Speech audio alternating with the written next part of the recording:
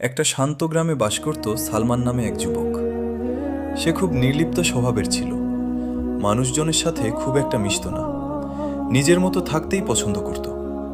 তার মনে হতো ভালোবাসা আর সংসার এসব তার জন্য নয়। একদিন গ্রামের মসজিদে সে একজন বৃদ্ধ আলেমের কথা শুনল। আলেম বলছিলেন, আল্লাহ মানুষের অন্তরে ভালোবাসা সৃষ্টি করেন, যাতে মানুষ একে অপরের প্রতি দয়া, মায়া ও দায়িত্ব অনুভব করে। এই ভালোবাসাই মানুষকে সংসার গড়তে শেখায়। এই কথা সালমানের মনে দাগ কাটল। কিছুদিন পর সে গ্রামেরই এক মেয়ে মারিয়ামের সাথে পরিচিত হল। মারিয়াম ছিল নম্র, সহানুভূতিশীল এবং আল্লাহর প্রতি গভীর বিশ্বাসী।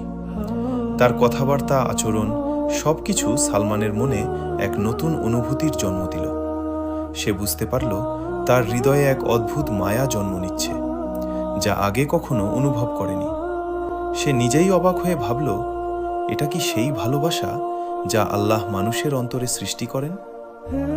ধীরে ধীরে সেই মায়া দায়িত্বে রূপ নিল।